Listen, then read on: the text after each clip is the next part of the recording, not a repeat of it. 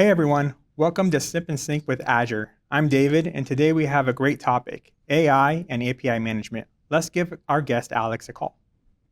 Welcome to the show, Alex. Hi, David. It's a pleasure to be here. We're excited to have you here. Before we dive into our topic, tell us, what are you drinking today? Oh, I'm drinking coffee. I just knew about specialty coffee, and I love to drink and brew my own coffee. Awesome. Okay, now that we're caffeinated and ready to go, let's dive right in. We had a great episode a few weeks ago about picking the right AI service, and now customers are asking about security, reliability, even cost management. This has been a great trend. Are you seeing the same thing?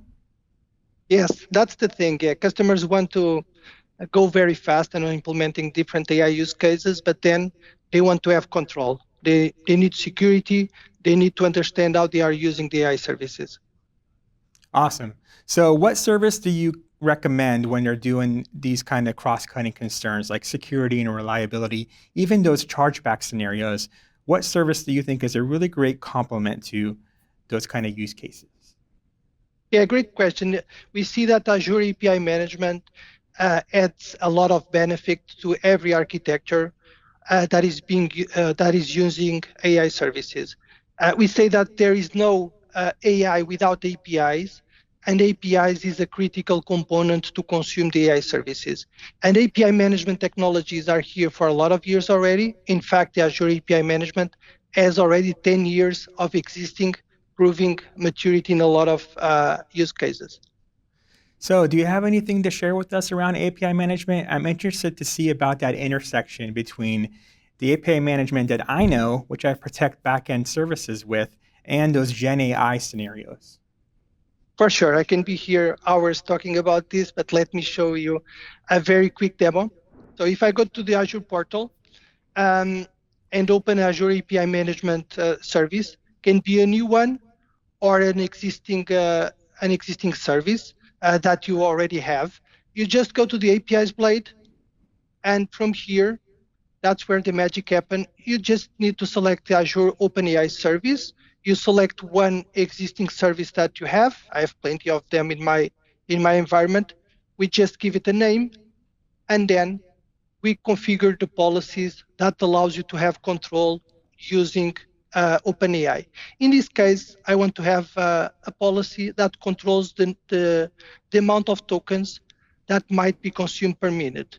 And I define this for different subscribers of the API. And then I can also configure to send token information to a place, in this case to application insights, to understand precisely how much tokens are being consumed by the different applications or departments that are using the AI services. And then I click next, I see the review screen, I click create, and in some seconds, I will have the API ready to be shared to my developers. Hey, that is super, super cool. I love how the import process does a lot of that scaffolding for you, makes it super, super easy. I have a question for you. How do I know that's working? If I'm doing that import process, I configure maybe the token policy that you just demoed.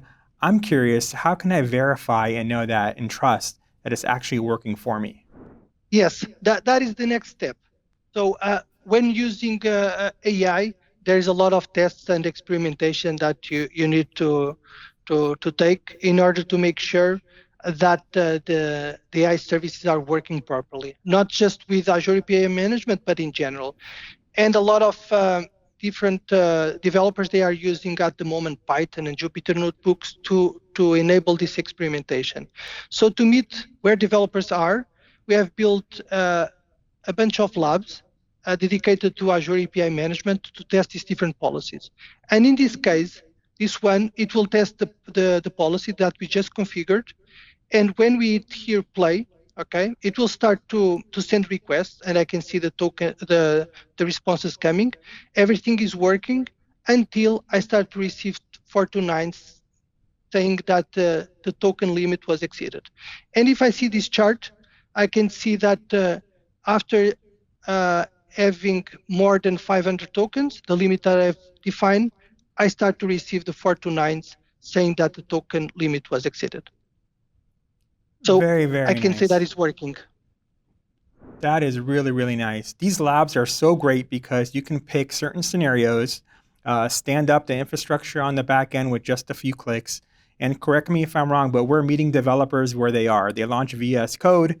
They have a notebook that they can simply click through. It's written in Python and meeting them where they are, and it's really, really awesome. I Yeah. also really like the semantic caching one that you have there too. Can you speak just a little bit about that one as well? Yeah, the semantic caching is one that is very interesting because it's has a similar structure, and in the end, with different prompts, but with the same semantic meaning, uh, API management will cache the results and will improve customer experience and will save you tokens because just in the first request, you will consume tokens. In the other ones, the response will be cached and sent by API management directly. Awesome. Thank you, Alex. Thank you for that walkthrough. It's really easy to see now why API management is such a great service for those AI workloads and scenarios. And it also explains your cool hoodie there. Oh, yes. API management loves OpenAI, but other AI services as well. So how do developers and people who want to use API management in these Gen AI use cases, how do they get started? It's very easy. We provide links for the documentation, for the labs that we just show, for landing zone accelerators. Just access the links and they are ready to go. Perfect. Thank you, Alex, for your time. Everybody watching the show, please like, subscribe, send us your feedback, and in the notes, we'll include all of the great content that Alex shared with us today. Thank you, everyone.